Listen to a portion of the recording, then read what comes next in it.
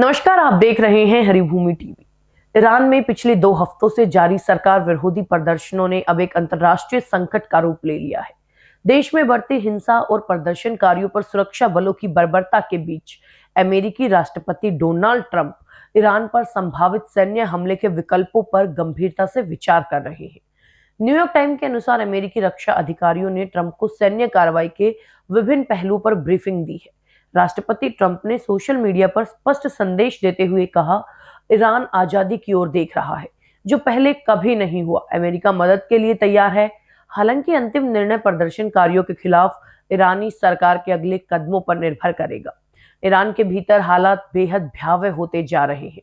Time magazine की report के मुताबिक राजधानी तेहरान के मात्र 6 अस्पतालों में ही 217 प्रदर्शनकारियों की मौत दर्ज की गई, जिनमें से अधिकांश को सीधे गोलियां मारी गई। न्यूज एजेंसी एपी के अनुसार अब तक 2600 से ज्यादा लोगों को गिरफ्तार किया जा चुका है। इस तनाव के बीच इजराइल पूरी तरह हाई अलर्ट पर है। इजराइल और ईरान के बीच पहले ही जून में 12 दिनों का भीषण संघर्ष हो चुका है।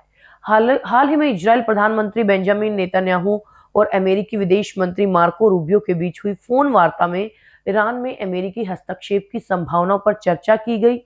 ईरानी नेतृत्व ने अमेरिका को चेतावनी देते हुए कहा है कि किसी भी बाहरी हस्तक्षेप का अंजाम बुरा होगा।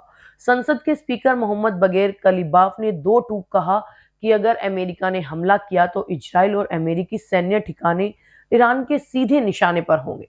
वहीं ईरान के अटॉर्नी जनरल ने प्रदर्शनकारियों को खुदा का दुश्मन करार देते हुए उन्हें मौत की सजा देने की धमकी दी। ईरान के निर्वासित क्राउन प्रिंस रजा पहलवी, जो लगभग 50 वर्षों से अमेरिका में रह रहे हैं, उन्होंने अब स्वदेश वापसी का ऐलान कर दिया। उन्होंने एक वीडियो संदेश में ईरानी जनता से सड़कों पर डटे रहने की अपील की।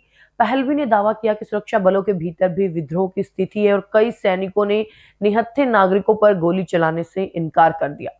ईरान की युवा पीढ़ी यानी जेन जी अब 1979 की क्रांति के बाद से चले आ रहे 45 साल पुराने धार्मिक शासन के बजाय एक धर्मनिरपेक्ष और लोकतांत्रिक विकल्प चाहती है।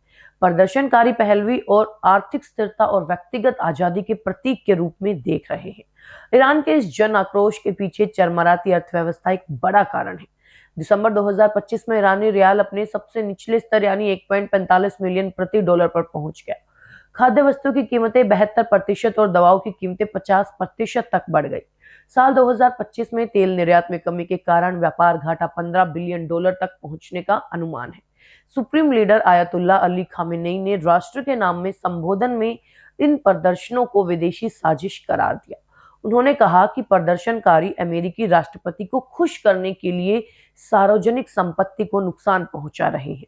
खामेनेई ने स्पष्ट किया कि इस्लामिक रिपब्लिक किसी भी दबाव में पीछे नहीं हटेगी।